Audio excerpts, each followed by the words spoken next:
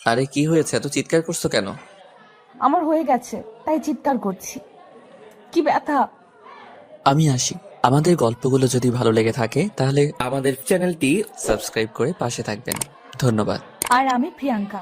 আমাদের গল্পগুলো যদি ভালো লেগে থাকে, অবশ্যই আমাদের চ্যানেলকে সাবস্ক্রাইব করে পাশে থাকবেন। আর হ্যাঁ, ভিডিওটি সম্পূর্ণ শুনবেন।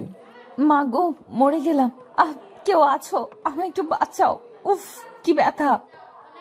আরে কি হয়েছে, এত চিৎকার করছো কেন? কেন চিৎকার করছি দেখতে পাচ্ছ না? না তো, কিছু দেখা যাচ্ছে না। আমার হয়ে গেছে, তাই চিৎকার করছি। বলো কি, এত তাড়াতাড়ি তোমার হলো কেমন করে? সেসব তো জানি না আমি, কিন্তু আমার হয়ে গেছে, এইটুকুই জানি। আহ, কি ব্যথা গো! এই ফাজিল মেয়ে, এমন দুষ্টুমি করিও না। আমার এই সাউন্ড শুনলে কেমন কেমন যেন লাগে। আমি ব্যথায় কোকিয়ে উঠছি আর তুমি বলছো দুষ্টুমি? আল্লাহ গো, এমন বজ্জাত স্বামী আমার শত্রুরও যেন না হয়। আচ্ছা, ইয়ার্কি মারা বন্ধ করো, সত্যি করে বলো কোথায় ব্যথা করছে। কোথায় আবার? নাভির নিচের নরম কোমল জায়গায় ব্যথা করছে খুব। তলপেটে নাকি? হুম হুম, তল পেটে না গো, আরো নিচে, একদম নিচে। উফ, কি ব্যথা! দেখো রিমি, একদম ফাইজলামি করো না। আমি কিন্তু সিরিয়াস। আমার কি কোনো কাজ নেই নাকি যে তোমার সাথে অযথা ফাজলামি করব? সত্যি ব্যথা করছে। আচ্ছা তাহলে আমায় দেখাও, আমি মালিশ করে দিচ্ছি। রাজ কথাটা বলতেই রিমির পাশে বসে পড়লো। রিমি একটু অদ্ভুত ভাবে রাজের দিকে তাকাচ্ছে। রাজ রিমির এই অদ্ভুত তাকানোর মানে বুঝতে পারছে না। মেয়েটি সত্যি ব্যথা পাচ্ছে নাকি শুধু শুধু এমন করছে। কিছুই বোঝার উপায় নেই রাজের কাছে।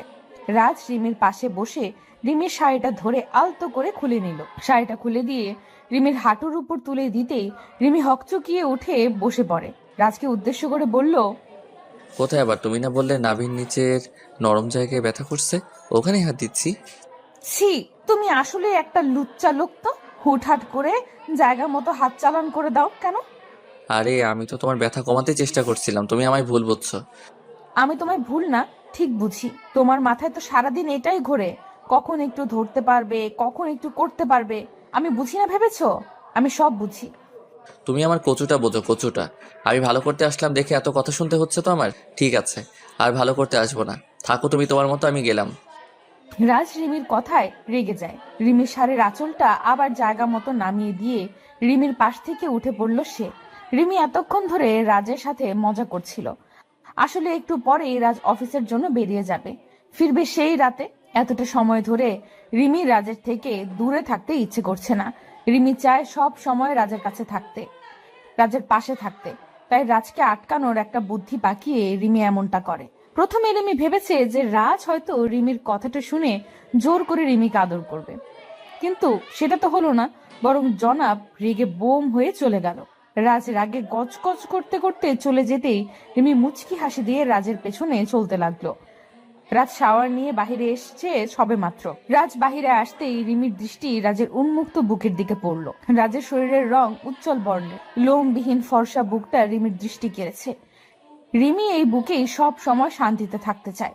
রিমি এক দৃষ্টিতে রাজের বুকের দিকে তাকিয়ে থাকা দেখতে পেয়ে রাজ রিমিকে উদ্দেশ্য করে বলল, কি হলো? এমন ভাবে তাকিয়ে আছো কেন? কি দেখছো এমন করে? বেশি কিছু না, আমার শান্তির জায়গাটা দেখছি। কেন দেখছো? আমি না লুচ্চা? সবসময় তোমার সাথে লুচ্চামি করার ধান্দায় থাকি। আমার দিকে তাকাতে হবে না তোমায়। ওরে বাবা রে, আমার বেবি দেখি রাগ করেছে। আমি তো আমার সোনা বরের সাথে মজা করছিলাম, আর তুমি কিনা সেই মজাকে সিরিয়াসলি নিয়ে ফেলেছো। মজা সবসময় ভালো লাগে না। আমি তোমার উপকার করার জন্য তোমার কাছে গিয়েছি, আর তুমি কি না আমায় উল্টাপাল্টা বলে তাড়িয়ে দিলে। রাজের কথাটা শেষ হতেই রিমি রাজের দিকে এগিয়ে এলো। রাজের খুব কাছে এসে রিমি রাজের গালের উপর নিজের হাত জোড়া রেখে মুচকি হাসি দিয়ে বলল, আসলে সোনা, আমার তো কিছুই হয়নি। আমি চেয়েছি তুমি এসে আমার সাথে ফাজলামি করো, আমার উপর জোর করো। আসলে কি বলতো, সারাদিন আমি একা বাড়িতে থেকে থেকে বোরিং হয়ে যাই। আমার ইচ্ছে করে সারা দিন তুমি আমার পাশে বসে থাকো। রিমির কথাটা শেষ করতেই রাজ রিমির কোমরের উপর নিজের হাত জোড়া রেখে রিমিকে আলতো করে নিজের সাথে জড়িয়ে নিয়ে বলতে লাগলো, তাই শোনা, তোমার বোরিং লাগে? আচ্ছা অপেক্ষা করো, আমি একটা ছোট্ট বেবি এনে দিচ্ছি। ছোট্ট বেবিকে নিয়ে সময় কেটে যাবে তোমার। বেবি কি করে হবে? তুমি তো আমায় আদরও করো না। আমি তো আদর করতেই চাই, তবে কেউ তো আমায় আদর করতে দিতেই চায় না। হুম, বুঝেছি। মানে আমি তো সব সময় আদর খাওয়ার জন্য পাগল হয়ে থাকি, কিন্তু একটু ফাজলামি করলেই তুমি রেগে যাও। ওকে ঠিক আছে, এখন থেকে জোর করে আদায় করব। এবার হবে তো? জি, খুব হবে। এখন দাও, আমি তোমার শার্ট পরিয়ে দিচ্ছি। রিমি পরম আবেশে রাজকে শার্ট পরিয়ে দিতে লাগলো। রাজ রিমির এই ভালোবাসায় সারা দিন বিভোর হয়ে থাকে। পৃথিবীতে এত মানুষ থাকার পরেও সারা দিন রাজের দৃষ্টি শুধুমাত্র তার স্ত্রীকে খুঁজে চলে। একে আসক্ত ব্যক্তিদের কাছে নিজের স্ত্রীর চেয়ে সুন্দরী নারী আর কেউ নেই। রাজ শার্ট পরে নিয়ে নাস্তা করতে চলে যায়। রিমি রাজের জন্য টিফিন রেডি করে দিচ্ছে। নাস্তা শেষ করে রাজ বাড়ি থেকে বেরিয়ে যাবে। দরজার কাছে এসে পেছন ফিরে রিমির দিকে তাকাতে রাজ দেখতে পায় রিমি তার দিকে অপলক দৃষ্টিতে তাকিয়ে আছে। রাজ মুচকি হেসে রিমিকে উদ্দেশ্য করে বলল, এই পাগলি, এমনভাবে কি দেখছো তুমি? আর কি দেখবো, আমার প্রিয় ভালোবাসার মানুষটিকে দেখছি। তাকে যতক্ষণ ধরে দেখি আমার মন আরো বেশি দেখার ইচ্ছা পোষণ করতে থাকে। ফাজিল, এখন যদি বলো তবে আমি অফিসে যাব কেমন করে? সেসব আমি জানি না। আমার স্বামীকে আমার মন ভরে দেখতে দাও তো। সব সময় তুমি এমন করো। আমার স্বামীর দিকে তাকিয়ে থাকলে তোমার হিংসে হতে শুরু হয়। দুষ্টু লোক একটা। রিমির কথাটা শুনে রাজ হেসে ফেলল। রাজ রিমির দিকে খানিকটা এগিয়ে এসে আলতো করে একটা হ্যাচকা টান দিয়ে রিমিকে নিজের বুকের উপর নিয়ে এলো। রিমি রাজের বুকের উপর হাত জোড়া রেখে দাঁড়িয়ে আছে। রাজ রিমিকে নিজের বুকে নিয়ে এসে রিমির কপালে আলতো করে নিজের ঠোঁট জোড়া ছুঁয়ে দিল। অতঃপর রিমির ঠোঁটের দিকে দৃষ্টিপাত করলো সে। রিমির ঠোঁট জোড়া একদম শুকিয়ে আছে। রাজের ইচ্ছে করছে এই শুকনো ঠোঁট জোড়া এখনই ভিজিয়ে দিতে। রাজ রিমির উষ্ণ ঠোঁটের দিকে তাকাতেই রিমি রাজকে উদ্দেশ্য করে দুষ্টু হাসি দিয়ে বলল, এমন করে দেখে গেলে কি হবে, নাকি মিষ্টিও খেতে হবে? মিষ্টিও খেতে হবে। দাও একটু মিষ্টি খেয়ে নেই। রাজ কথাটা বলতেই আলতো করে রিমির ঠোঁট জোড়া নিজের ঠোঁটের সাথে এক করে দিল। পরম আবেশে রিমির ঠোঁট জোড়া খেতে লাগলো রাজ। রাজের ঠোঁটের পরশ পেতে রিমি প্রচন্ড ভাবে কেঁপে উঠল। মনে হচ্ছে রিমির সারা শরীরের মধ্যে এক শিহরণ খেলে গেছে। রাজের ইচ্ছে করছে এই ঠোঁটের সব মধু আজ মন ভরে খেয়ে নিতে।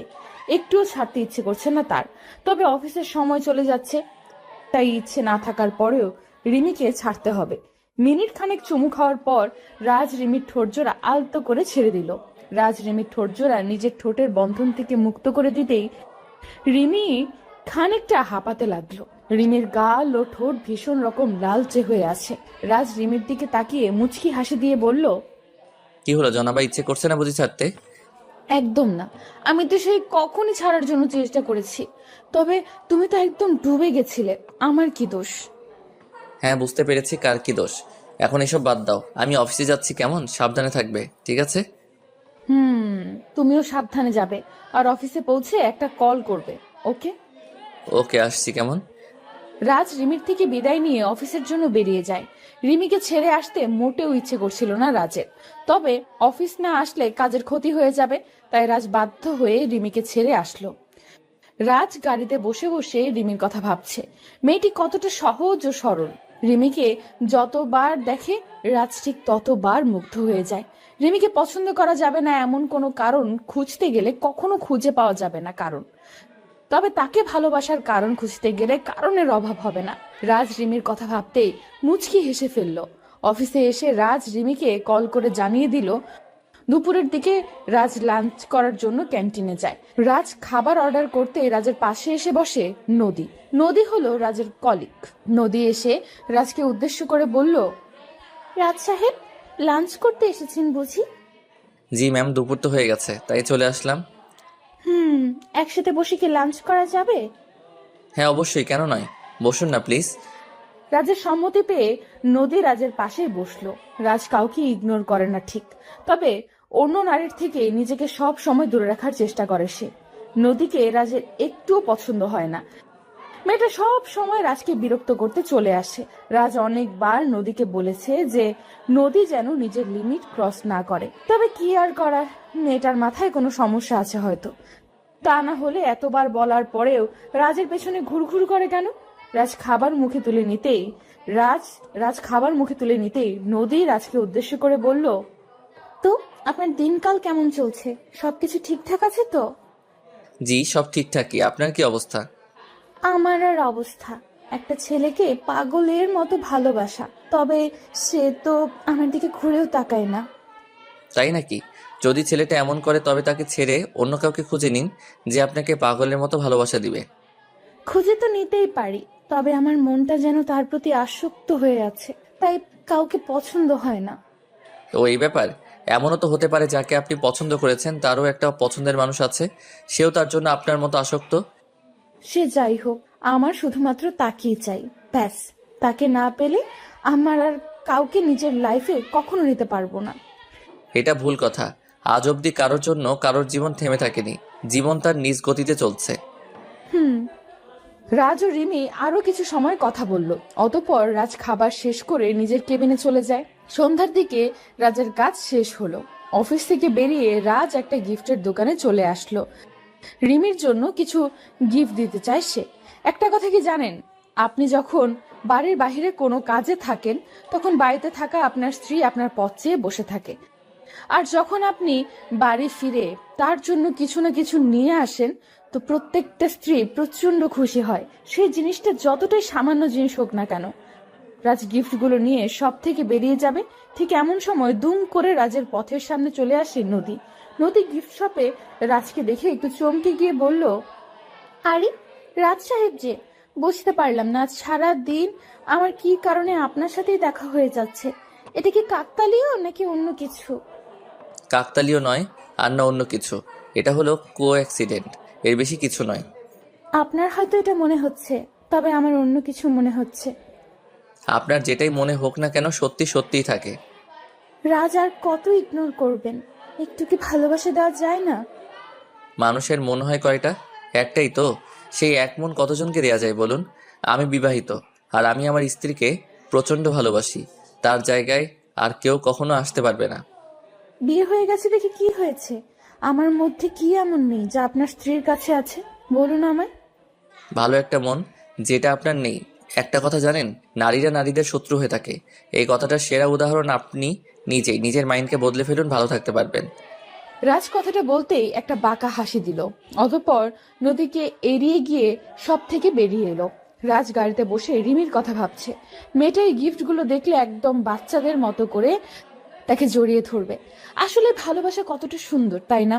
নিজের প্রিয়জনের খুশির থেকে দামি আর কিচ্ছু হতে পারে না। রাজ বাড়ি এসে কলিং বেল বাজাতে রিমি দৌড়ে এসে দরজা খুলে দিল।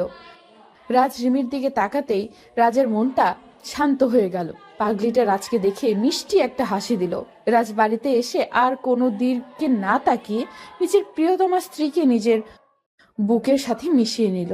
রিমিও ছোট বাচ্চার মতো রাজের বুকে মুখ লুকিয়ে আদুরে গলায় বলতে লাগলো, এখন সময় হলো আসার। জানো, সন্ধ্যা থেকে শুধু অপেক্ষাই করছি কখন তুমি আসবে। তাই যান, আসলে একটু আড্ডা মারছিলাম তাই আসতে লেট হয়ে গেছে। আর আড্ডা মারবো না। রাজের কথাটা শুনে রিমি দুম করেই চমকে যায়।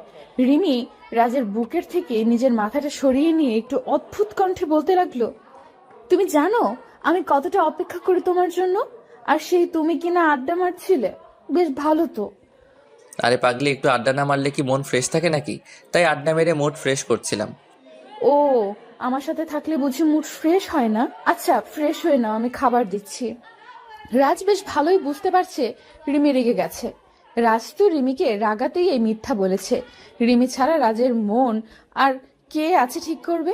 রাজকে পেছনে ফেলেই রিমি সামনের দিকে এগিয়ে যেতে লাগলো। রাজ আলতো করে রিমিকে পেছন থেকে জড়িয়ে ধরে রিমির ঘাড়ে মুখ গুজে দিয়ে চুমু খেতে খেতে বলল, এই শোনা, লেগে গেছো তুমি?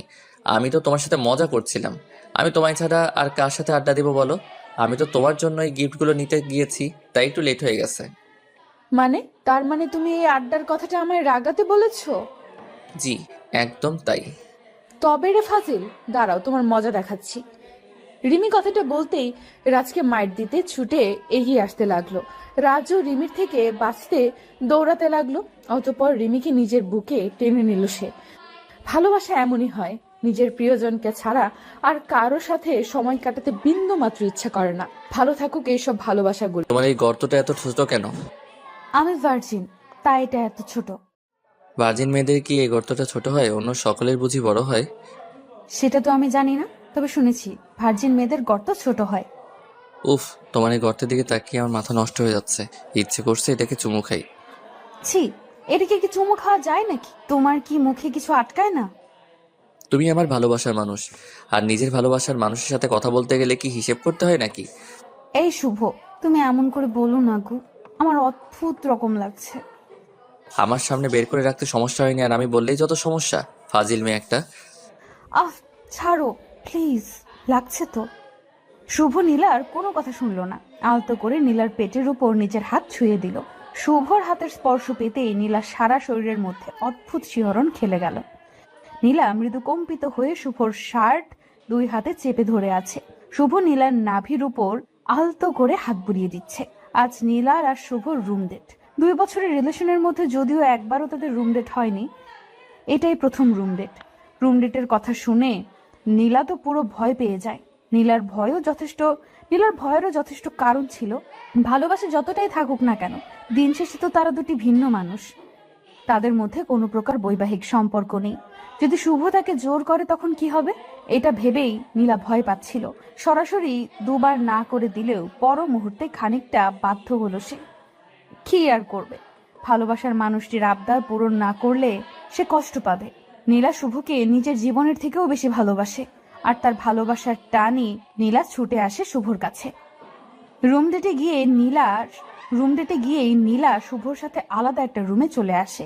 রুমে বসতে গিয়েই আচমকা ভুল করে নীলার পেটের ওপর থেকে শাড়ির আঁচলটা সরে যায়, যার কারণে নীলার নাভিটা শুভর চোখের সামনে স্পষ্ট হয়ে যায়। শুভ নীলার নাভি দেখতেই একটা ঘোরে চলে যায়, অপলক দৃষ্টিতে তাকিয়ে থাকে নীলার নাভির দিক। তারপর কি হলো তা তো দেখলেনি। শুভ নীলার নাভিতে হাত বুলিয়ে দিতে লাগলো। কিছু সময় হাত বুলিয়ে দিতেই নীলা খানিকটা বিরক্ত হয়ে যায়। দুম করে শুভর হাত নিজের পেটের ওপর থেকে সরিয়ে দিয়ে নীলা বলতে লাগলো, এসব কি হচ্ছে? তোমায় না বলেছি আমার এসব পছন্দ নয়? তোমার পছন্দ না হতেই পারে, তবে আমার তো বেশ পছন্দ। ইচ্ছে করছে ঠোঁটের পরও সেঁকে দিতে।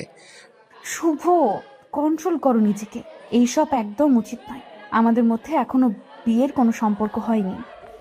বিয়ের সম্পর্ক থেকে বড় সম্পর্ক আমাদের মাঝে আছে, আর সেটা হলো ভালোবাসার সম্পর্ক। প্লিজ নীলা, বোঝার চেষ্টা করো। না, আমি কিছু বুঝতে চাই না। আমার এসব একদম অপছন্দ লাগছে। আমি আসছি। নীলা কথাটা বলতেই শুভর পাশ থেকে উঠে পড়তে চেষ্টা করলো। শুভ নীলার দিকে তাকিয়ে থেকে হঠাৎ করে নীলাকে ভীষণ অবাক করে দিয়ে দুম করে নীলার হাত শক্ত করে চেপে ধরলো। নীলা অবাক হয়ে শুভর দিকে তাকিয়ে আছে। কি করছে শুভ, কিছুই বুঝতে পারছে না সে। শুভ নীলার হাত ধরে একটা হ্যাচকা টান দিয়ে নীলাকে নিজের কোলের উপর নিয়ে নিল। নীলা শুভর কোলে আসতেই শুভর মুখের উপর নীলার চুলগুলো গিয়ে পড়ল। শুভ নীলার চুলে মিষ্টি গন্ধ মন ভরে গ্রহণ করছে। নীলা ঘোর কাটিয়ে ওঠার আগেই শুভ নীলার ঘাড়ের ওপর নিজের মুখ ঘষতে লাগলো। নীলা চোখ বন্ধ করে আছে। নীলা বেশ ভালোই বুঝতে পারছে যে শুভ তাকে জোর করছে। নীলা চেষ্টা করছেও শুভকে নিজের থেকে দূরে রাখতে, শুভর কাছ থেকে নিজেকে সরিয়ে নিতে। তবে কোনো কিছুতেই কি লাভ হচ্ছে না। শুভ নীলার কোমর ধরে আছে। শুভর স্পর্শে নীলার মনের মধ্যে এক অদ্ভুত ভালো লাগা কাজ করতে লাগলো। নীলা যেন নিজের উপর সম্পূর্ণভাবে নিয়ন্ত্রণ হারিয়ে ফেলল। শুভ নীলার ঘাড়ে গলায় পাগলের মতো চুমু খেয়ে চলেছে। নীলা চোখ বন্ধ করে শুভকে উদ্দেশ্য করে কাপা কাপা গলায় বলতে লাগলো, শুভ প্লিজ, এমন করিও না। আমার সারা শরীরের মধ্যে অদ্ভুত অনুভূতি কাজ করছে। এই অদ্ভুত অনুভূতি কাজ করার মানে কি জানো তুমি? আমার প্রত্যেকটা স্পর্শ তোমার মনকে রাঙিয়ে দিচ্ছে, ঝড় তুলতে চাইছে তোমার মনে। এবার তো একটু বোঝো। কিন্তু এটা তো ঠিক না শুভ, এটাকে পাপ বলে। আজ আমাদের মাঝে কিছু হয়ে গেলে পরে যদি আমায় আর তোমার ভালো না লাগে, তখন কি করব আমি? আমার জীবনটা নষ্ট হয়ে যাবে। তোমার কি তোমার শুভর উপর একটু ভরসা ও বিশ্বাস নেই? তোমার শুভ কি কোনোদিন তোমায় অস্বীকার করতে পারে? তোমার প্রতি আমার সম্পূর্ণ বিশ্বাস আছে, তবে একটা কথা আমার ভয় করছে খুব। মুখ আর মানুষ চেনা এক কথা নয়। তুমি চিন্তা করিও না, সব ঠিক করে দিব আমি। শুভ নিজের কথায় নীলাকে ভুলিয়ে নিল। আজ শুভর মন পূর্ণতার নেশায় আসক্ত হয়ে আছে। খুব বেশি করে নীলাকে নিজের কাছে পেতে চায় শুভ, এতটা কাছে যে তাদের মাঝে 1 ইঞ্চিও দূরত্ব শুভ সহ্য হচ্ছে না। নীলা আর কিচ্ছু বলতে পারলো না। শুভর প্রতি তার অগাধ বিশ্বাস আছে। শুভ আর যাই করুক না কেন নীলাকে কখনো ঠকাতে পারে না। নীলাও আর বাধা দিল না। শুভর প্রত্যেকটা স্পর্শে সমানভাবে রেসপন্স করলো নীলা। শুভ নীলার ঠোঁটজোড়া নিজের দখলে নিয়ে পাগলের মতো চুমু খেতে লাগলো। নীলা কিছু সময় নিশ্চুপ থাকার পর নিজেকে আর সামলাতে পারলো না। শুভর সাথে সেও পাগলের মতো আদর করতে লাগলো। দুজন যেন একে অপরের মাঝে ডুবে যেতে ব্যাকুল হয়ে আছে। শুভ নীলার শরীর থেকে একটু একটু করে সমস্ত পোশাক খুলে ফেলে দিল। নীলা এখন শুভর সামনে উন্মুক্ত হয়ে আছে। উন্মুক্ত নীলাকে দেখে শুভর চোখে মুখে এক অজানা নেশার ছাপ স্পষ্ট হয়ে গেল। নীলা বুঝতে পেরে গেছে যে তার প্রিয়জনের আসলে এখন কি চাই। নীলা নিজেকে সম্পূর্ণভাবে শুভর সামনে তুলে ধরলো।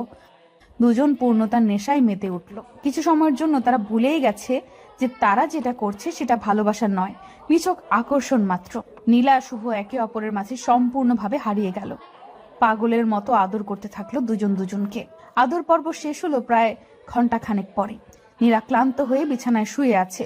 নিজের নগ্নতা ঢাকার বিন্দু মাত্র শক্তিও যেন তার শরীরে নেই। শুভ ক্লান্ত হয়ে গেছে। নীলার বুকের ওপর মাথা রেখে শুয়ে আছে সে।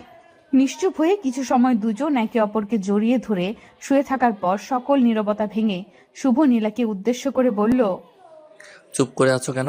কি হয়েছে? কিছু হয়নি। আমার মাথা ও সারা শরীর ব্যথা করছে ভীষণ। ভার্জিন মেয়েদের একটু ব্যথা হবেই, পেইন কিলার খেয়ে নিলেই ব্যথা কমে যাবে। হুম।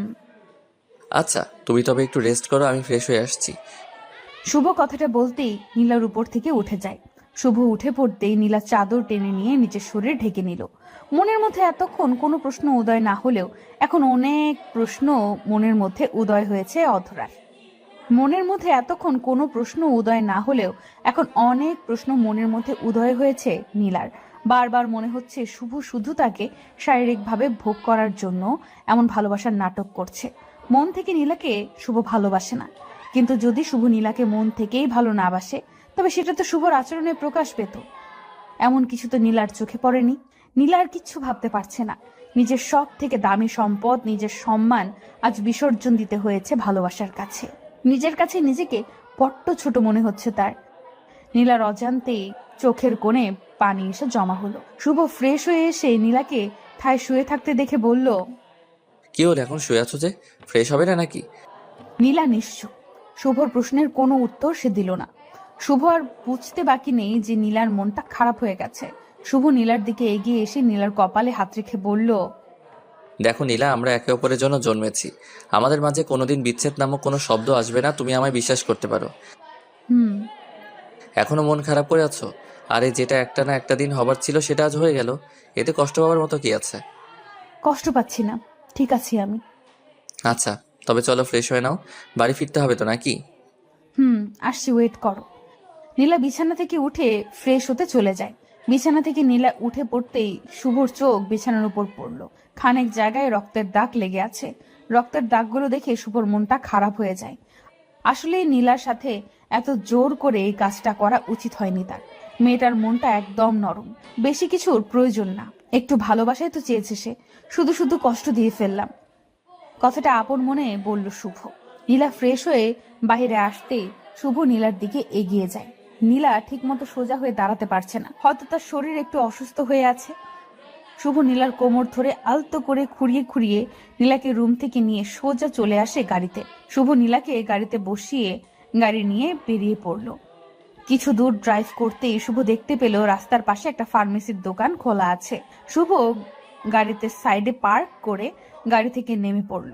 গাড়ি থেকে নেমে শুভ নীলার জন্য পেন কিলার, কিছু মেডিসিন ও প্রোটেকশন পিল নিয়ে নিল। অতঃপর গাড়িতে এসে নীলাকে মেডিসিনগুলো দিল। নীলা মেডিসিনগুলো হাতে নিয়ে প্রশ্নসূচক কণ্ঠে শুভকে বলল, এইসব কিসের মেডিসিন? এটা হলো পেইন কিলার, ব্যথা কমে যাবে। আর এটা হলো সেফটি পিল, এটা নিলে বেবি আসবে না। শুভর কথাটা শুনে হয়তো নীলার একটুও পছন্দ হয়নি। নীলার মুখটা ফ্যাকাশে হয়ে গেল। নীলা গম্ভীর কণ্ঠে শুভকে উদ্দেশ্য করে বলল, তার মানে তুমি চাও না আমি তোমার বেবির মা হয়ে যাই? তাই তো এই পিল নিয়ে এসেছো, ঠিক বললাম তো? আরে পাগলি, এমন না, বিয়ের পর বেবি নিব, এখন এটা সেফটি হিসেবে কাজ করবে। প্রয়োজন নেই। আমাদের ভালোবাসার কারণেই আজ যখন আমাদের মাঝে শারীরিক সম্পর্ক হয়েছে, তখন আমি চাইছি এটাই আমাদের ভালোবাসার অংশ হয়ে পৃথিবীতে আসুক। নীলার কথাটা শুনে শুভ আর কিচ্ছু বলল না। মুচকি হাসি দিয়ে নীলার হাত থেকে সেফটি পিল নিয়ে গাড়ির দরজা দিয়ে ফেলে দিল। নীলাকে উদ্দেশ্য করে শুভ মৃদু কণ্ঠে বলল, সমস্যা নেই, তোমার ইচ্ছে মানে আমার ইচ্ছে, এইসবের কোনো দরকার নেই। খুব শীঘ্রই আমরা এক হয়ে যাব, অপেক্ষা করো। শুভ কথাটা বলতেই গাড়ি স্টার্ট করলো। নীলাকে নীলার বাড়িতে ছেড়ে দিয়ে শুভ নিজ বাড়িতে চলে যায়। নীলার সাথে শারীরিক সম্পর্ক হবার পর শুভ আর আগের মতো নীলার সাথে কথা বলে না। নীলা কল করলে শুভ বারবার এক কথাই বলে, বিজি আছে সে। নীলা বুঝতে পারলো না কিছু। হঠাৎ করে তার ভালোবাসার মানুষটির এমন পরিবর্তন নীলাকে ভাবিয়ে তুলছে ভীষণ। নীলার এতটুকু তো বেশ বুঝতে পারছে যে শুভ তাকে এড়িয়ে চলছে, অবহেলা করছে। তবে বেহায়া মন বারবার তার কাছেই ফিরে যায়, যার কাছে তার কোনো মূল্য থাকে না। নীলা সারাদিন ঘরের মধ্যে শুয়ে বসে কাটায়। একটু একটু করে নীলা যেন ডিপ্রেশনে আক্রান্ত হয়ে পড়েছে। একদিন দুম করেই নীলার প্রচন্ড বমি হতে লাগলো। নীলা দ্রুত প্রেগন্যান্সি টেস্ট করাতেই বুঝতে পারলো নীলা মা হতে চলেছে।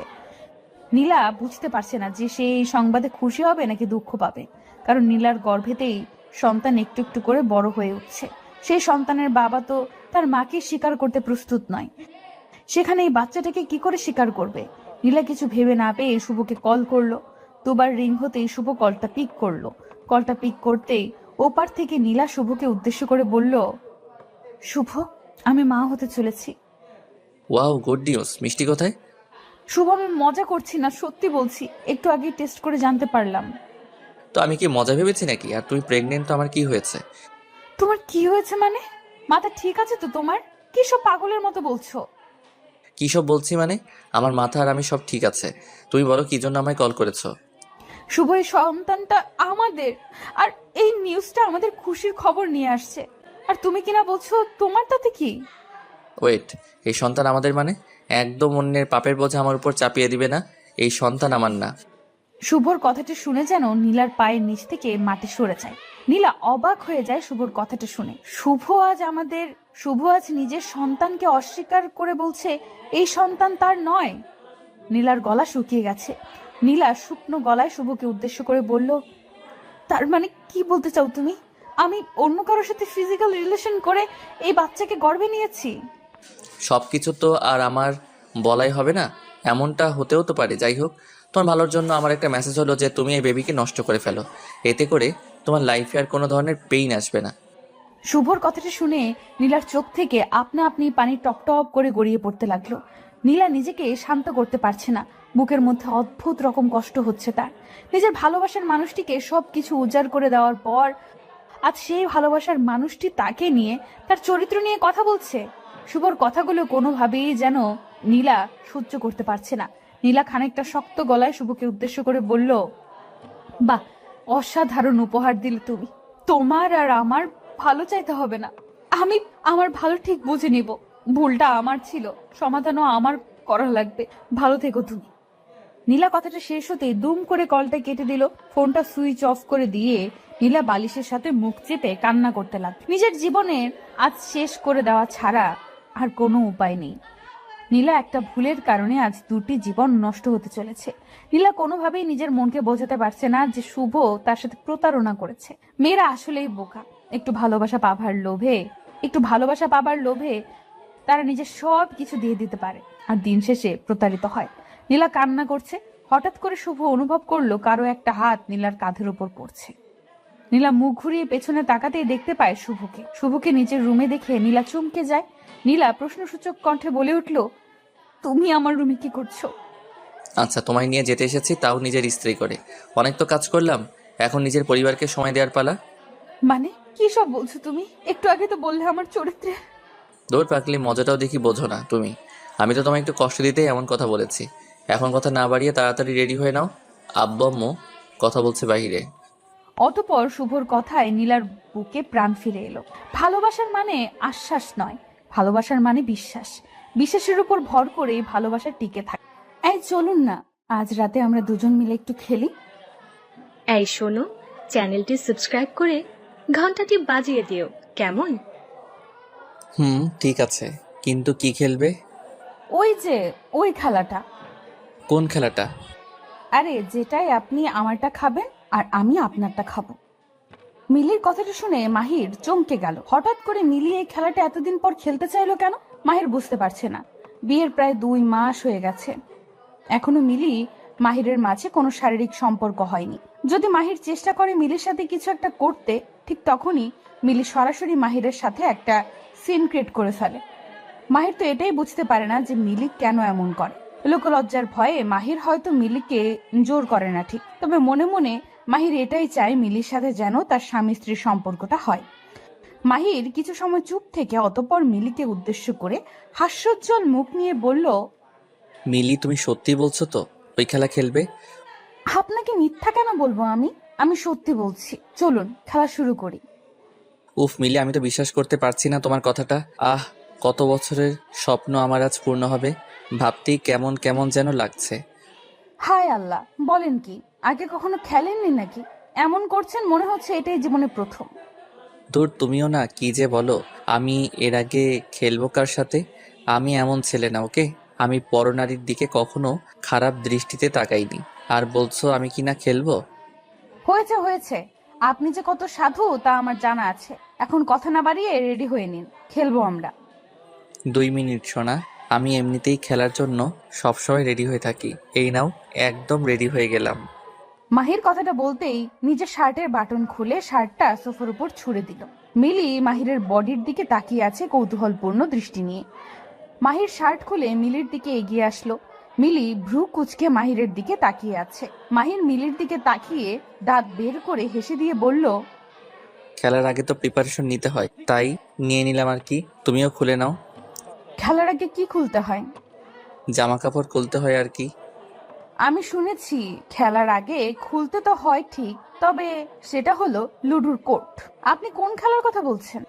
এই ওয়েট ওয়েট, তুমি কি খেলার কথা বলছো? একটু পরিষ্কার করে বলো তো। আমি তো তোমার কথাই বুঝতে পারছি না। আমি লুডো খেলার কথা বলছি। মানে এতক্ষণ ধরে তুমি এই লুডো খেলার কথা বলেছো, আর আমি কি না? আপনি কি না কি। মিলি ভ্রু কুচকে কথাটা বলতেই মাহির কিছু সময় মাথাটা নিচু করে রেখে অতঃপর মাহির মিলির কাছে এসে বসলো আর মিলির হাত ধরে বলতে লাগলো, দেখো মিলে, আমার না ভীষণ ইচ্ছে করছে সব স্বামী স্ত্রী যা যা করে ওইসব করতে। তোমার কি কোনো ফিলিংস নেই? সবাই কি করে, আর আমার মধ্যে তো অনেক ফিলিংস আছে। বলুন আপনি কি করে আপনাকে ফিলিংস দেখাবো আমি? দেখো কি কি করে, তুমি শুধু চুপ করে আমার আদরগুলো অনুভব করো। বলুন আপনি কি করে আপনাকে ফিলিংস দেখাবো আমি? মাহির কথাটা বলতেই মিলির কোমর ধরে আলতো করে মিলিকে নিজের কাছে টেনে নিল।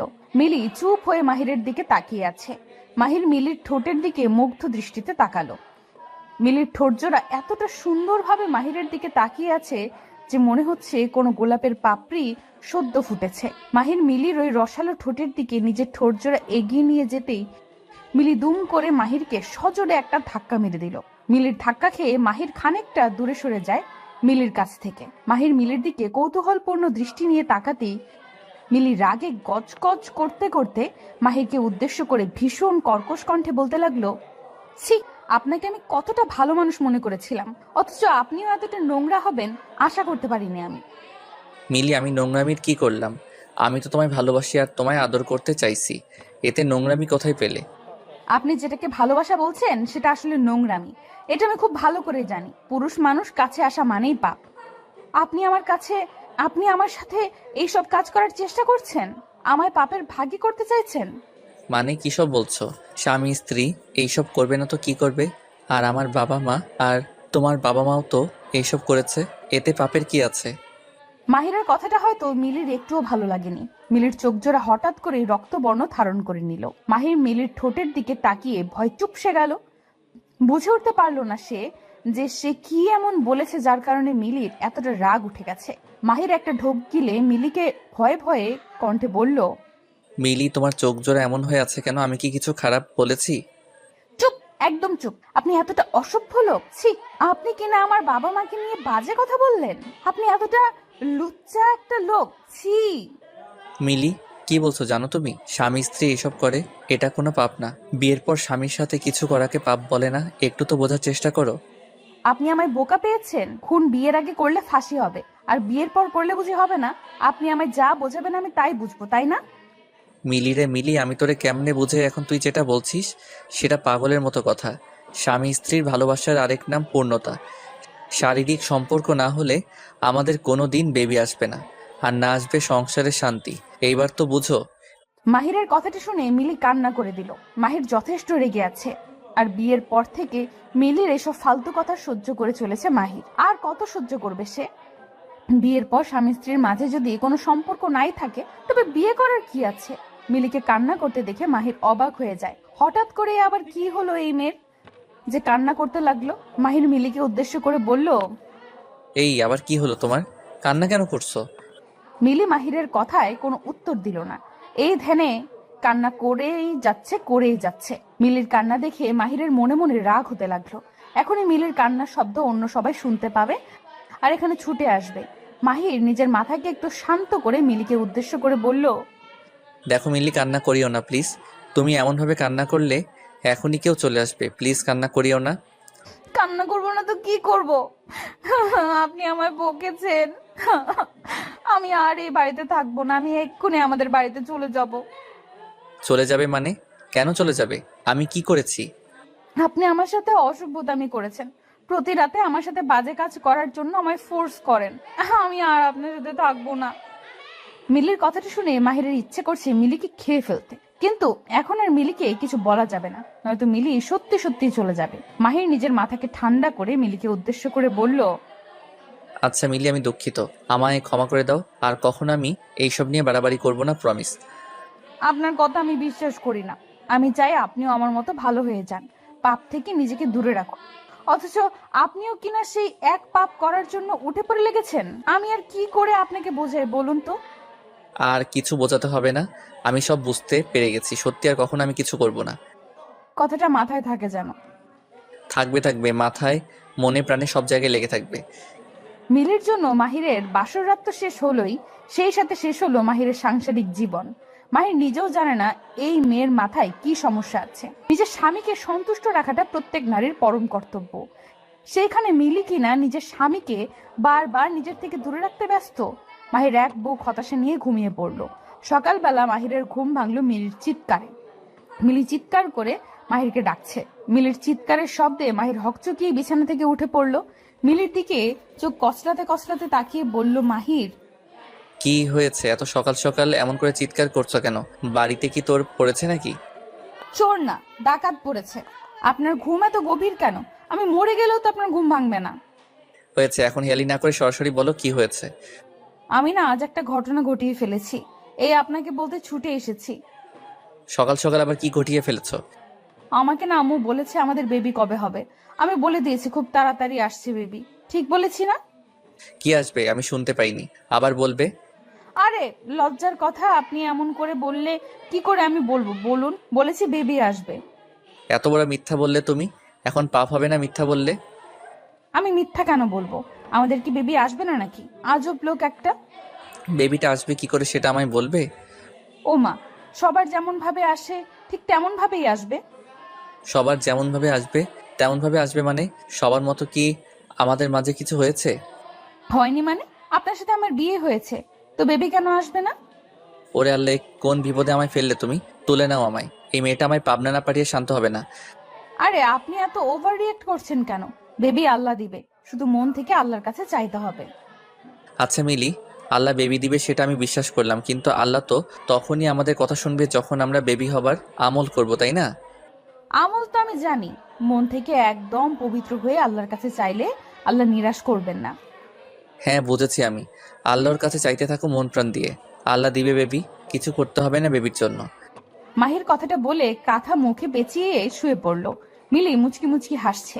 এইবার তার বেবি আনতে হবে, আর তার জন্য তাকে ভীষণ রকম পরিশ্রম করে আল্লাহর কাছে মন থেকে চাইতে হবে। মিলি অজু করে এসে নামাজ পড়তে লাগলো, আর মাহির ঘুমাতে লাগলো। দেখতে দেখতে কেটে যায় 3 মাস।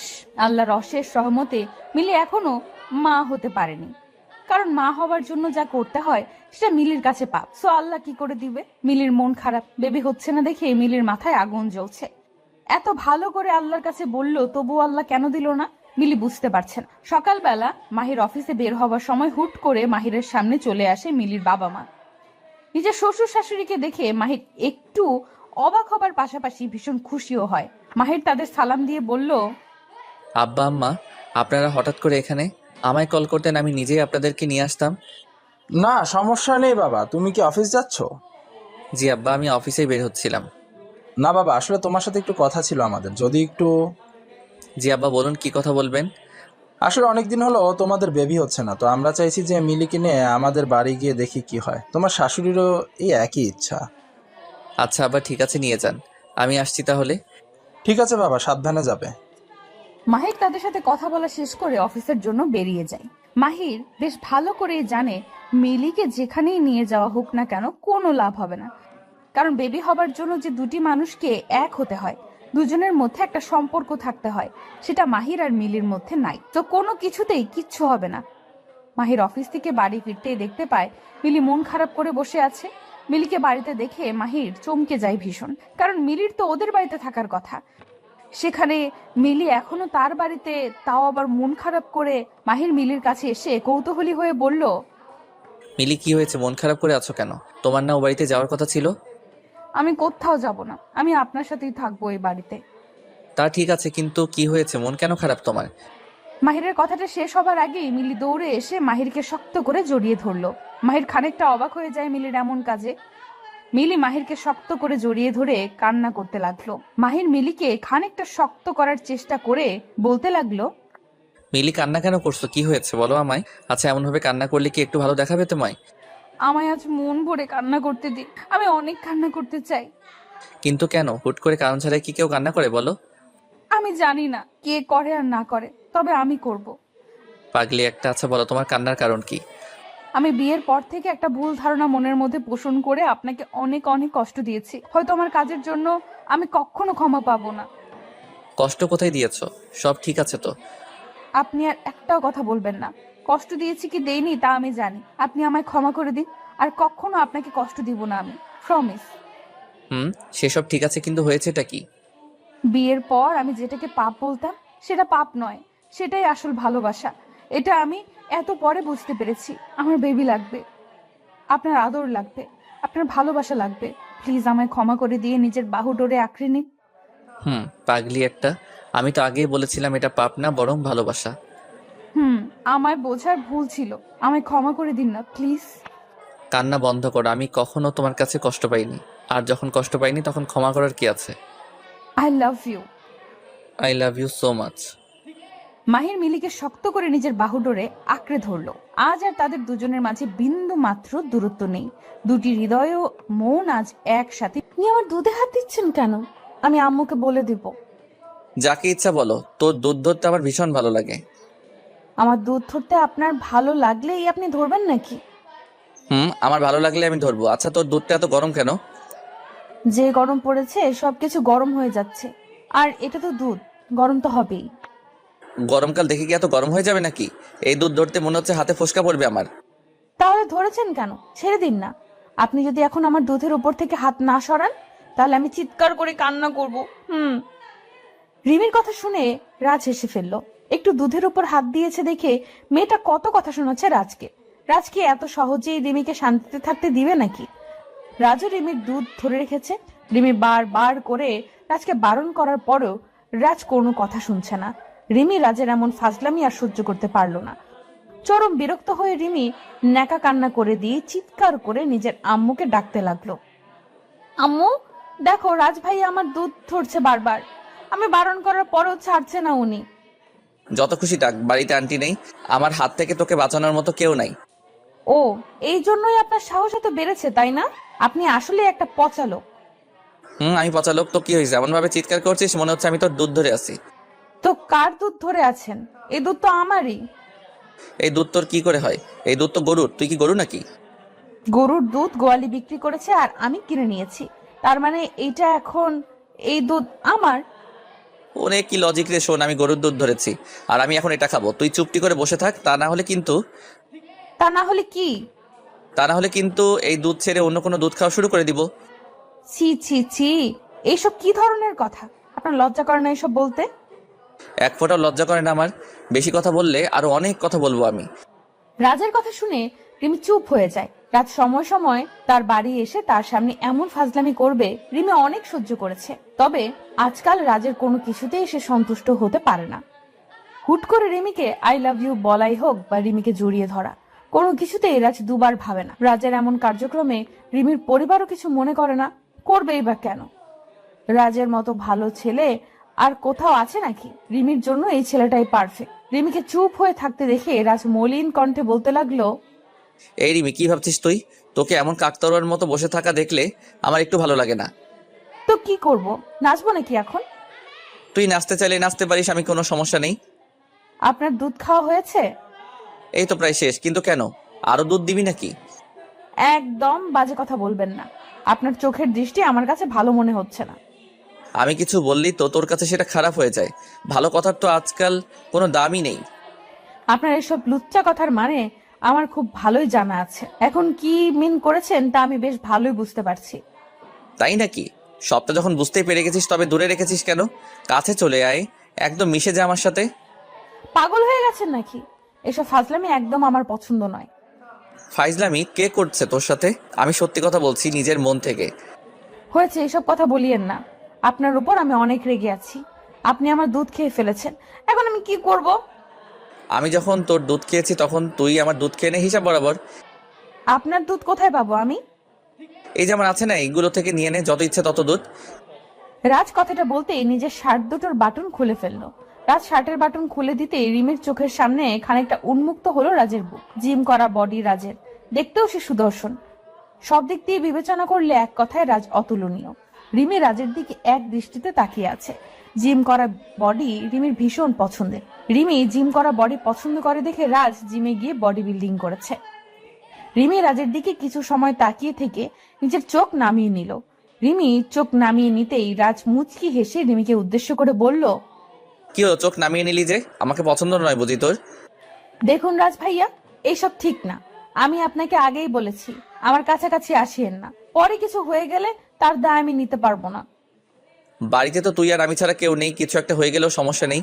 যেটা বিয়ের পরে পাবো তা বিয়ের আগে পেয়ে গেলেও সমস্যা নেই। আপনি কিন্তু বেশি বেশি করছেন। আমি কিন্তু এখন বাড়ি থেকে চলে যাব। কোথায় আর যাবি? দিন শেষে আমার বুকে ফিরতে হবে তোকে। রাজ কথাটা বলতেই বাঁকা হাসি দিয়ে রিমির দিকে এগিয়ে আসে। রিমি রাজের চোখের দিকে তাকিয়ে আছে।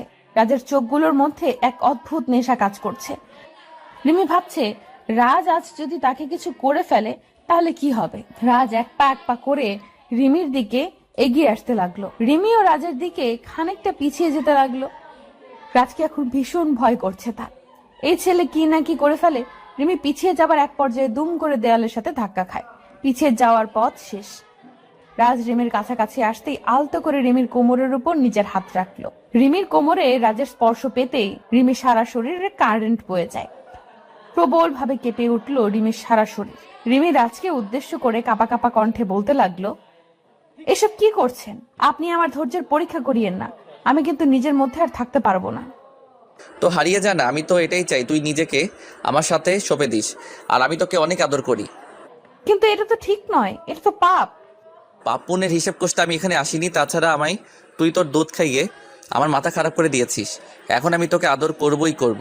আমায় আটকাতে পারবে না কেউ। রাজ কথাটা বলতেই রিমিকে জড়িয়ে নিল নিজের বুকে। রিমিকে শক্ত করে জড়িয়ে ধরে রাজ রিমির পিঠের উপর হাত বুলিয়ে দিচ্ছে। রিমি রাজের প্রত্যেকটা স্পর্শে বারংবার কেঁপে কেঁপে উঠছে। রাজ রিমির এই কম্পনে নিজেকে আরো প্রবল নিঃশাক্ত অনুভব করছে।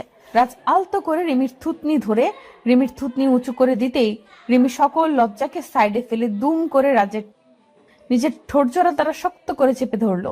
রাজ বিশ্বাস করতে পারছে না এটা রিমি, কারণ রিমি সর্বদা প্রচন্ড লজ্জা পেয়ে আসছে।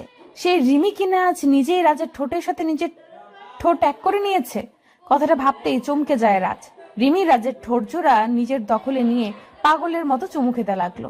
রাজও উন্মাতের মতো করে রিমির ঠোঁটের ভালোবাসার পরশ নিয়ে যাচ্ছে। কিছু সময় চুমু খাওয়ার পর রাজ আলতো করে রিমির ঠোঁটজোড়া ছেড়ে দিল। রিমির ঠোঁটের মধ্যে থেকে নিজের ঠোঁটজোড়া তুলে নিয়ে রাজ রিমির বুকের উপর থাকা ওড়নাটা এক টানে নিজের হাতে নিয়ে নিল। ওড়না সরে যেতেই রাজের সামনে রিমির বুকটা উন্মুক্ত হয়ে যায়। রিমি নিজের উন্মুক্ত বুক ঢাকার বিন্দু মাত্র চেষ্টা করলো না, কারণ রিমি এটাই চেয়েছে। রাজ রিমির বুকের দিকে তাকিয়ে আছে। রিমি রাজের দিকে তাকিয়ে মুচকি মুচকি হাসছে।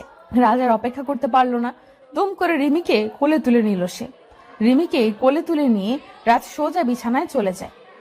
রিমিকে বিছানায় শুইয়ে দিয়ে রাজ ঝাঁপিয়ে পড়লো রিমির উপর। তারপর কি হলো সেটা আর বলার অপেক্ষায় রাখে না। রিমি আর রাজ একে অপরের মাঝে ডুবে যায়। আদর করার নেশায় মেতে উঠে রাজ। প্রায় 2 ঘন্টা পর রাজ ক্লান্ত হয়ে রিমির বুকের উপর লুটিয়ে পড়লো। রিমি রাজকে শান্ত হয়ে যেতে দেখে বলতে লাগলো, কি হলো জনাব, এতক্ষণ পর আপনার শেষ হলো? ও সরি, খুব তাড়াতাড়ি শেন হয়ে গেল তাই না? সরি। হ্যাঁ, ফার্স্ট টাইম তো তাই আর কি। এই চুপ করো ফাজিল, এত সময় ধরে আদর করেছো, বাবা রে, আমি তো ভেবেছি আজ আর শেষ হবে না। ইচ্ছে তো ছিল না শেষ করার, একবার শুরু হয়ে যাওয়ার পর আর থামতে ইচ্ছে করে না। এমন ভাবে চলতে থাকলে তোমার জন্য 2 দিন পর পর খাট কিনে আনতে হবে। তাই হয়তো আনতে হবে। রাজ কথাটা শেষ করার সাথে সাথে কলিং বেল বেজে উঠল। কলিং বেলের শব্দ পেতেই রিমি দ্রুত জামা পরে নিল, আর রাজও জামা পরে নিল। দুজন রেডি হয়ে নিয়ে রিমি দরজা খুলতে চলে যায়। দরজা খুলতেই রিমি দেখতে পায় তার আম্মু চলে এসেছে। রিমির আম্মু রুমে প্রবেশ করতে করতে রিমিকে উদ্দেশ্য করে বলতে লাগলো, রাজ কি চলে গেছে নাকি এখনো আছে? না আম্মু, রাজ ভাইয়া এখনো রুমেই আছে। কিন্তু কেন? এমনি, ওর সাথে আমার কথা আছে। কি কথা আম্মু? সেটা তোকে বলতে হবে নাকি? রাজকে গিয়ে বল আমার রুমে আসতে। ঠিক আছে আম্মু, বলছি। রিমি নিজের আম্মুর সামনে থেকে সোজা চলে আসে রুমে। রিমির আম্মুর মুখ ভারী হয়েছিল। রিমির আম্মুর মুখটা দেখে রিমি বেশ বুঝতে পারলো যে তার আম্মুর মুড ভালো নেই। কিন্তু কি হলো হঠাৎ করে যে তার মুখ এমন গম্ভীর হয়ে গেছে, আর কি জন্যই রাজকে আলাদা ডেকেছে কিছুই বুঝতে পারলো না রিমি। রিমি রাজের কাছে এসে রাজের উদ্দেশ্যে বলতে লাগলো, রাজ, কোনো সমস্যা হয়েছে হয়তো, আম্মু তোমাকে ডেকেছে। হঠাৎ করে আবার কি সমস্যা হলো? সেটা তো আমি জানি না, তুমি কথা বলার সময় সাবধানে কথা বলবে, ঠিক আছে? ঠিক আছে, ওয়েট, আমি দেখে আসছি। তুই পেইন কিলার খেয়ে রেস্ট করো একটু। রাজ রিমিকে রুমে রেখে রিমির আম্মুর রুমে চলে যায়। রাজ রিমির আম্মুর রুমে আসতেই রিমির আম্মু রাজকে উদ্দেশ্য করে শক্ত গলায় বলতে লাগলো, রাজ, তোকে এখানে কেন ডেকেছে জানিস? না আন্টি, কেন বলুন তো? দেখ, তোকে আমি ছোটবেলা থেকে নিজের হাতে বড় করেছি। আমার আর তোর বাবা মায়ের ইচ্ছে তোর সাথে রিমির বিয়ে হোক। তোর কি মতামত? আন্টির কথাটা শুনে রাজের মনের মধ্যে খুশিতে লাড্ডু ফুটতে লাগলো। রাজ তো এটাই চেয়েছে এত বছর, যেন রিমি আর তার বন্ধুত্বের সম্পর্কটা ভালোবাসায় আর তারপর বিয়েতে পূর্ণতা লাভ করে। আজ সেই স্বপ্নটা পূরণ হতে চলেছে। রাজ খুশিতে গদগদ হয়ে রিমির আম্মুকে বলল, জি আন্টি, আমার দিক দিয়ে তো কোনো সমস্যা নেই, তবে রিমির মনের কথা তো আর আমি জানি না। এখন আপনারা যা ভালো মনে করেন তাই করেন। রিমির কথাটা জানতে চাই আমি। ওকে তো এই বিষয়ে কিছু বলতেও পারছি না। একবার বলেছে ও নাকি এসবে নাই। এখন আমি কি করে বলতো? আন্টির কথাটা শুনে রাজ চমকে যায়। রিমি যদি বলে থাকে যে তার মনের মধ্যে রাজকে নিয়ে কোনো ফিল নাই, তবে আজ যেটা হলো সেটা কি ছিল? রাজ তার আন্টিকে কিছু বলার ভাষা খুঁজে পাচ্ছে না। রিমি কি তবে তার সাথে কোনো নাটক করেছে? রাজ কিছু সময় চুপ থেকে অতঃপর বলল, আচ্ছা আন্টি, আমি রিমির সাথে কথা বলে দেখছি ব্যাপারটা, তারপর আপনাদের জানাবো, ওকে? তাই করিস বাবা। আমার মেয়েটার কোনো কথাই আমি বুঝতে পারি না। আন্টির সাথে আরো কিছু সময় কথা বলার পর রাজ রিমির রুমে চলে এলো। রিমি পেইন কিলার খেয়ে শুয়ে আছে বিছানায়। রাজ রুমে কখন প্রবেশ করেছে রিমি বলতে পারবে না। রাজ রিমির কাছে এসে রিমির পাশে বসে ভীষণ কর্কশ কণ্ঠে বলতে লাগলো, এই শুয়ে আছিস কেন? আমি আর কখনো তোদের বাড়ি আসবো না। রাজের আচমকা বলা কথাটা শুনে রিমি হকচকিয়ে বিছানা থেকে উঠে পড়লো। হঠাৎ করে রাজের কি হলো কিছুই বুঝতে পারছে না রিমি। রিমি প্রশ্নসূচক দৃষ্টিতে রাজের দিকে তাকিয়ে বলল, কি হয়েছে? কেন আসবে না? আম্মু কি তোমায় কিছু বলেছে? কিছু বলেছে মানে? সরাসরি বলে দিয়েছে তোর সাথে আমার আর কোনো সম্পর্ক থাকুক সেটা উনি চাইছেন না, তাই আমি আর কখনো তোর সাথে দেখা করতে আসবো না। এই মাথা ঠিক আছে তো তোমার? আম্মু হঠাৎ করে এইসব কেন বললো?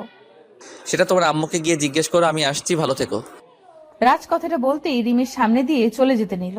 রাজকে চলে যেতে দেখে রিমি দুম করে রাজের হাত ধরে ফেললো আর রাজকে উদ্দেশ্য করে বলল, এই কোথায় যাও তুমি?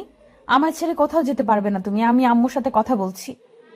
সে তুমি বলতেই পারো, তবে তাতে কোনো লাভ হবে না। আগে চলো তো আমার সাথে, তারপর দেখছি লাভ হয় নাকি লোকসান হয়। রিমি রাজের হাত ধরে রাজকে টানতে টানতে নিয়ে যায় রিমির আম্মুর কাছে। রিমি তার আম্মুর কাছে এসে বলতে লাগলো, আম্মু, এটা কি হলো? তুমি না বললা রাজ ভাইয়ের সাথে আমার বিয়ে হবে, এখন আবার রাজ ভাইকে বলছো আমার থেকে দূরে থাকতে। এটা কি হচ্ছে? আমি রাজকে ভালোবাসি আর ওকেই নিজের করে পেতে চাই। রিমির কথা শুনে রিমির আম্মু মুখের উপর, আমার কলা ধরে আপনি কি করবেন? না, আপনার গলাটা দেখতে খুব সুন্দর আর বড় দেখাচ্ছে, তাই ধরতে ইচ্ছে হলো। তাই নাকি? এই কলা ধরার পর আপনার যদি খেতে ইচ্ছে হয় তখন কি হবে? কি আর হবে, একটু খেলে কি পাপ হবে নাকি? কি বলছেন? আমার কলা আপনি খেলে তো পাপ হবেই। পরপুরুষের কলা খাওয়া কি ভালো নাকি? আমি অত শত বুঝি না, আপনি আপনার কলা আমায় ধরতে দিবেন কিনা সেটা বলুন। এমনভাবে জেদ করছেন মনে হচ্ছে এই কলাটা আমার না আপনার। নিন ধরুন, আবার মুখে পড়ে ফেলবেন না যেন। ঈশান নিজের কলা ঈশার দিকে এগিয়ে দিতেই ঈশা লোভনীয় দৃষ্টিতে ঈশানের কলার দিকে দৃষ্টিপাত করলো। এত বড় কলা হয়তো ঈশা এর আগে দেখেনি। ঈশা কলাগুলো নিজের হাতে নিতেই ঈশানকে বলতে লাগলো, এত বড় কলা কোথা থেকে পেলেন? আমার তো দেখেই খেতে ইচ্ছে করছে। কোথা থেকে আবার? আমার নিজের কলা এটা। অনেক যত্ন নিয়ে এটাকে এত বড় করেছি। ভালো না লেগে উপায় আছে কি? সত্যি বলেছেন। এই কলাটা দেখে তো সেটাই মনে হচ্ছে। আমি অনেক দেখেছি কলা, তবে আপনারটার মতো এত সুন্দর কলা দেখিনি কারো কাছে। দেখবেন কেমন করে, সবাই কি আর এমন করে বানাতে পারে? জি, কিছু বললেন? না, বললাম সবার কাছে থাকলে কি আর আপনি আমার কাছে আসতেন কলা ধরার জন্য? কিছু মনে করবেন না, আপনার কথাগুলো আমার কেমন যেন ভালো মনে হচ্ছে না। কি করে মনে হবে? কারণ আমি কথাগুলোই তো এমনভাবে বলছি। কি আবার কিছু বললেন? না, বললাম শুধু কি কলাগুলো পছন্দ হয়েছে নাকি কলার মালিককেও পছন্দ হয়েছে? আপনাকে পছন্দ হওয়ার কি আছে? আপনার কলাগুলোই পছন্দ হয়েছে আমার। লে, এই প্রথম শুনলাম কোনো মেয়ের কলা পছন্দ হয়, অথচ কলার মালিককে পছন্দ হয় না। এটা কোনো কথা? হ্যাঁ, এটাই কথা। আচ্ছা বলুন, আপনার কলার দাম কত? মানে আমি দুটো কলা নিতে চাই। আমি ক্রয় করে নিয়ে এসেছি কি বিক্রি করার জন্য নাকি? আমি এগুলো বিক্রি করার জন্য নিয়ে আসিনি ম্যাম। ওকে, তাহলে বলুন কোথা থেকে নিয়েছেন, আমিও নিব। একবার বললাম তো আমার নিজের কলা। নিজের কলা কি আর কোথাও থেকে দিতে হয় নাকি? ও ঠিক আছে, আসছি তবে। ঈশা কথাটা বলতেই চলে যেতে নিল। ঈশান ঠায় দাঁড়িয়ে আছে। এত কষ্ট করে দীর্ঘ 2টি ঘন্টা দাঁড়িয়েছিল একটু ঈশার সাথে কথা বলার জন্য, অথচ ঈশার সাথে কথা বলার আগে ঈশা চলে যেতে চাইছে। এটা কি ঈশান মেনে নেবে নাকি? ঈশান ঈশার পেছন পেছন দৌড়ে এগিয়ে এসে ঈশাকে পেছন থেকে বলল, এই ম্যাম, আপনি কি রাগ করলেন নাকি? না, রাগ করার মতো কি আছে? না, কেন জানি মনে হলো আপনি রেগে গেছেন। আচ্ছা, এই কলাগুলো আপনার পছন্দ হয়েছে? পছন্দ হয়েছে বলেই তো বললাম আমায় দিয়ে দিতে। ওকে, তাহলে নিন। কত দিতে হবে? ভালোবাসার কি কোনো দাম হয় মিস? হোয়াট, কি সব বলছেন আপনি? আর আমি বলছি যে কাউকে ভালোবেসে কিছু দেওয়াতে কি দাম ধরতে হয় নাকি? আপনার ইচ্ছা হয়েছে নিয়ে যান, গাছের কলা, আমার কি? কিন্তু আমি তো আপনার থেকে এমন ভাবে কিছু চাইছি না। আমি দাম দিতে প্রস্তুত আছি, আপনি বলুন না। বললাম তো লাগবে না, নিয়ে যান প্লিজ। ঈশান কথাটা বলে ঈশার হাতে কলাগুলো ধরিয়ে দিয়ে চলে যায়। ঈশা তো অবাক হয়ে আছে ঈশানের কাজে। ঈশানের সাথে ঈশার পরিচয় তেমন একটা গভীর সময়ের নয়। ঈশা আর ঈশান কলেজে যাওয়ার পথে একসাথে যায়, সেখান থেকেই তাদের পরিচয়। আজ বিকেলবেলা ঈশা কোচিং শেষ করে বাড়ি ফেরার পথে ঈশানের সাথে তার দেখা হয়। ঈশানের সাথে দেখা হতেই ঈশা দেখতে পায় ঈশানের হাতে কলা আছে, আর কলাগুলো দেখতে খুব সুন্দর। তাই ঈশা ঈশানের কাছে কলাগুলো চাইলো। ঈশান প্রথমে নাটক করে পরে আবার দিয়ে দিল। ঈশা আর কিছু ভাবতে পারলো না, সোজা নিজের বাড়িতে চলে আসলো। বাড়িতে এসে ঈশা কলাগুলো নিজের রুমে নিয়ে গিয়ে কলার খোসা ছাড়িয়ে নিতে চেষ্টা করলো, তবে কোনোভাবেই কলার খোসা ছাড়ানো যাচ্ছিল না। ঈশাকে কলার খোসা ছাড়াতে দেখে ঈশার ছোট বোন এসে ঈশাকে উদ্দেশ্য করে কৌতূহলপূর্ণ কণ্ঠে বলল, আপু, এসব কি করছিস তুই? কিছু না রে, এই কলার খোসা ছাড়িয়ে নেওয়ার চেষ্টা করছি। তুই কি বোকা, দেখতে পাচ্ছিস না এগুলো রাবারের কলা? এগুলো কি খাওয়া যায় নাকি? রিমির কথা শুনে ঈশার টনক নড়ে। ঈশা খানিকটা ভ্যাবাচাকা খেয়ে গিয়ে রিমিকে বলল, কি বলছিস তুই? এগুলো রিয়েল কলা, আমি আমার এক পরিচিত লোকের থেকে নিয়েছি। যার থেকেই নিস না কেন, সে তোর সাথে মজা করেছে। আসলে আপু, তুই এতটা বোকা কি করে হতে পারিস? আসল নকল কিছুই বুঝিস না। রিমি কথাটা বলে হাসতে হাসতে চলে যায়। ওইদিকে ঈশার মাথায় হাত দিয়ে ভাবতে লাগলো, এই কলাগুলো ফেক কি করে হতে পারে, আর ঈশানী বা তার সাথে এমন মজা কেন করবে? ঈশা আরো একবার কলাগুলো হাতে নিয়ে ভালো করে পরীক্ষা করে দেখলো। এবার যেন রিমির কথাটাই সত্যি হয়েছে, এই কলাগুলো আসলেই রাবারের। ঈশা এই কলাগুলো রাবারের দেখে রাগে ফুঁসতে লাগলো।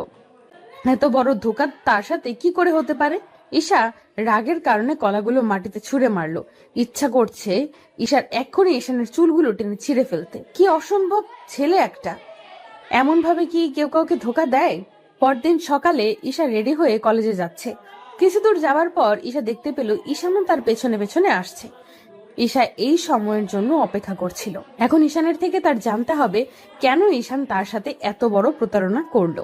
ঈশা রাস্তার পাশে দুম করে দাঁড়িয়ে পড়তেই ঈশান মুচকি হেসে ফেললো। ঈশান জানে ঈশা তার সাথে কথা বলার জন্যই দাঁড়িয়েছে, আর ঈশানও এটাই চাইতো যে ঈশা তার সাথে কথা বলুক। ঈশান ঈশার কাছাকাছি এগিয়ে আসতেই ঈশা ঈশানকে উদ্দেশ্য করে ভ্রু কুঁচকে বলল, এই ছেলে দাঁড়াও, তোমার সাথে আমার কথা আছে। জি বলুন, কি কথা? তুমি যে কলাগুলো গতকাল আমায় দিয়েছিলে ওগুলো ফেক কলা ছিল, রাইট?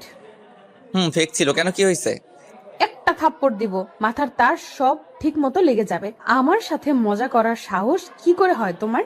জানো তোমার এই ফাজলামের জন্য আমি আমার ছোট বোনের কাছে হাসির পাত্রী হয়ে গেছি। আরে সরি, আমি তো আপনার সাথে এমন কিছু হবে জানতাম না। আমি তো আপনার সাথে একটু কথা বলতে চেয়েছি, তাই এমন করেছি, সরি। মানে আমার সাথে তোমার কি কথা? আসলে মানে এই ছেলে, আমার দিকে এমন ভাবে তাকাচ্ছ কেন?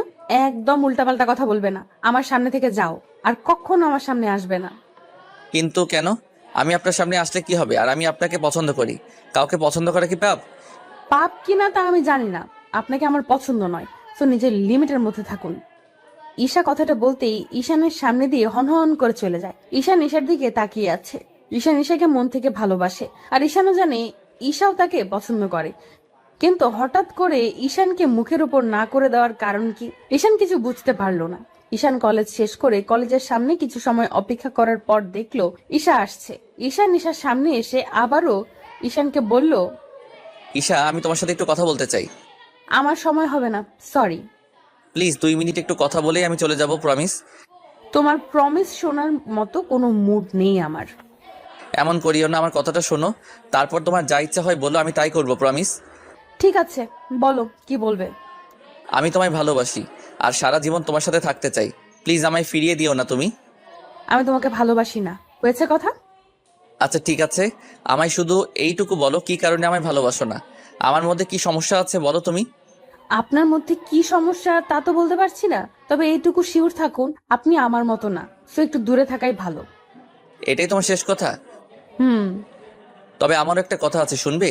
আমি যে কোনো ভাবেই হোক তোমায় নিজের করেই ছাড়বো, প্রমিস করলাম। আমার ভালোবাসা এতটা দুর্বল না যে হারিয়ে যাবে। ওকে, অপেক্ষায় থাকলাম। ঈশা কথাটা বলতেই ঈশানের সামনে দিয়ে চলে যায়। ঈশান এক দৃষ্টিতে ঈশার চলে যাওয়ার দিকে তাকিয়ে আছে। মনকে বোঝাতে পারছে না ঈশান যে ঈশার মনের মধ্যে তার জন্য কোনো জায়গা নেই। ঈশান ঠায় দাঁড়িয়ে আছে নীরবে। ঈশানকে এমন দাঁড়িয়ে থাকতে দেখে ঈশানের বন্ধু রাজ এসে ঈশানকে উদ্দেশ্য করে বলল, কিন্তু কেন, কি হয়েছে? আর বলিস না দোস্ত। আচ্ছা আমি কি দেখতে খারাপ? কোনো নেশা করি? চরিত্র খারাপ আমার? না তো, কিন্তু কেন, কি হয়েছে? ঈশা আমায় রিজেক্ট করেছে। জানিস, ওকে প্রথম দেখে আমি পাগল হয়ে গেছি। এতটা পাগল হয়েছি যে ওকে ছাড়া আমি বাঁচতে পারবো না। সেই ঈশা আজ আমায় মুখের উপর না করে চলে গেছে। আমি কি করব বুঝতে পারছি না দোস্ত। সত্যি ভালোবাসিস ওকে? সত্যি ভালোবাসি আমি। তাহলে চাপ নিচ্ছিস কেন? তুই এক কাজ কর, তোর বাড়ির লোকেদের জানিয়ে দে, তারপর দেখ কি হয়। মানে বাড়ির লোকদের জানালে আমাকে বাড়ি থেকে বের করে দিবে, তখন আমি কোথায় যাব? ভালোবাসার জন্য মানুষ জীবনও দিয়ে দেয়, আর তুই কিনা বাড়ি চিন্তা করছিস? ছি দোস্ত। ঈশান রাজের কথার মানে বুঝতে পারলো না ঠিক, তবে ঈশাকে নিজের করে পেতে হলে রাজের আইডিয়াটা মন্দ হবে না। ঈশান সোজা নিজের বাড়ি চলে আসলো। বাড়ি এসে ঈশান কি করে নিজের বাবা মাকে এই কথাটা বলবে তাই ভাবছে। বুকের মধ্যে ভয় চুপসে গেছে তার। জীবনে এই প্রথম সে লজ্জার বাদ পেরিয়ে নিজের মনের কথা বাবা মাকে বলতে চলেছে। এটা তার কাছে কম কিছু নয়। ঈশান অনেকটা সময় ভাবার পর বুকের মাঝে একটু সাহস সঞ্চয় করলো। এবার তার বলার পালা। অনেকটা সাহস করার পরেও ঈশান নিজের বাবা মাকে কিছু বলতে পারলো না। কি করে বলবে? প্রচন্ড ভয় কাজ করছে তার মনের মধ্যে। ওইদিকে ঈশা বাড়ি ফিরে অপেক্ষা করছে কখন তার বাড়িতে ঈশান এসে তাকে বিয়ে করার কথাটা বলবে। ঈশানের উপর ফিদা হয়ে গেছে প্রথম দেখায়। তবে ঈশা চায় না কোনো প্রকার হারাম সম্পর্কে জড়াতে। ভালোবাসার শেষ পরিণতি বিয়ে। ঈশা চায় ঈশানের সাথে প্রেম করতে, তবে সেটা ঈশানের স্ত্রী হয়ে। ঈশার মনটা একটু একটু করে বিচলিত হতে লাগলো। কি করে জানবে ঈশান তার বাবা মাকে বলতে পেরেছে কিনা? কিছুই যেন তার মাথায় আসছে না। কিছু সময় অপেক্ষা করার পর ঈশার বোন রিমি ঈশার রুমে এলো। রিমিকে দেখে বেশ খুশি লাগছে। রিমি এসে ঈশাকে উদ্দেশ্য করে বলল, ঈশা আপু, আজ নীরব আঙ্কেল তার ছেলেকে নিয়ে তোকে দেখতে আসছে। মানে নীরব আঙ্কেল আজ এত বছর পর আমাদের বাড়িতে আসবে, তাও আবার তার ছেলেকে নিয়ে? ব্যাপার কি? ও আপু, তুই না এখনো সেই ছোট্ট ঈশাই আছিস। তোকে দেখতে আসছে মানে তোর বিয়ের সামাই বাস্তি চলেছে। উফ, আমার তো ভাবতেই ভালো লাগছে। আমার বোনের বিয়েতে আমি খুব মজা করব। আমার বিয়ে আর আমি জানি না। বাহ, ভালো তো। আমি এই বিয়ে করতে পারবো না। মানে কেন বিয়ে করবি না? কি হয়েছে? কি হবে? কিছু হয়নি, আমি অন্য কাউকে পছন্দ করি, তাই এই বিয়ে করতে পারবো না। কাকে পছন্দ করিস? আছে একজন, তুই এখন যা, আমার মাথা গরম আছে। ঈশা নিজের রুম থেকে রিমিকে তাড়িয়ে দিল। এমন খবর শোনার জন্য ঈশা মোটেও প্রস্তুত ছিল না। ঈশার তো মনে মনে ঠিক করে নিয়েছে ঈশানের সাথেই তার বিয়ে হবে। এখন আবার কোথা থেকে এই আঙ্কেল আর তার ছেলে চলে আসলো, কিছুই বুঝতে পারলো না ঈশা। বিকেল বেলা ঈশার আঙ্কেল ও তার ছেলে ঈশার বাড়িতে আসলো। তারা ঈশাকে নিয়ে কথা বলছে। ঈশাকে খানিকটা বাধ্য করা হয় সাজতে। ঈশা মনে মনে সিদ্ধান্ত নিয়ে নিয়েছে এই ছেলেকে সে রিজেক্ট করবে আর ঈশানের জন্য অপেক্ষা করবে। কিছু সময় যাবার পর ঈশাকে তাদের সামনে আনা হলো। সবাই ঈশার দিকে তাকিয়ে আছে অপলক দৃষ্টিতে। ঈশার মা ঈশার মুখের উপর থেকে ঘোমটা তুলে দিতেই ঈশা চোখ তুলে তাকালো। চোখ তুলে তাকাতেই ঈশা চমকে উঠল। এই কি দেখছে সে? নিজের চোখকেও যেন বিশ্বাস করা দায় হয়ে পড়েছে তার। ঈশা দেখতে পেল তার সামনে বসে আছে ঈশান। ঈশানকে দেখে ঈশার ঠোঁটের কোণে হাসির ছাপ স্পষ্ট হয়ে পড়ল, তবে মুখের ওপর কৌতূহলী ভাবটা কাটলো না। সকলের কথা বলা শেষ হতে ঈশা আর ঈশানকে আলাদা কথা বলার জন্য নিয়ে যাওয়া হলো। ঈশা আলাদা কথা বলতে এসেই ঈশানকে উদ্দেশ্য করে বলে উঠল, এই তুমি এখানে কেমন করে? তুমি কি আগে থেকে সব জানতে নাকি? কচু জানতাম, আমিও তো জানতাম না কার সাথে আজ দেখি করতে এসেছি। আমি এখানে এসে বুঝলাম তোমাকে দেখতে এসেছি। আমার তো মাথায় কাজ করা বন্ধ করে দিয়েছে। এটা কি করে সম্ভব হলো? সত্যি ভালোবাসা এমনই হয়, পূর্ণতা ঠিক খুঁজে নেয়। আর আমি বলেছিলাম না আমার ভালোবাসা আমি পূর্ণতা দিব। বিধাতা হয়তো এটাই চেয়েছে। হয়তো বা। তো এখন বলো, ভালোবাসো কি আমায়? এখন কিছু বলতে পারবো না আমি। কিন্তু কেন? সেটা না হয় বাসর রাতেই বলবো। ঈশার ঠোঁটের কোণে মিষ্টি হাসিটা দেখে ঈশানের আর বুঝতে বাকি থাকলো না যে ঈশার মনের কথাটা কি হতে পারে। যে ভালোবাসা বিধাতা নিজে তৈরি করে দেয়, সেই ভালোবাসাকে তুচ্ছ তাচ্ছিল্য করার সামর্থ্য কারোরই থাকে না। প্রতিদিন ভালোবাসার নতুন নতুন গল্প পেতে চ্যানেলটি সাবস্ক্রাইব করে পাশে থাকা বেল বাটনে ক্লিক করুন।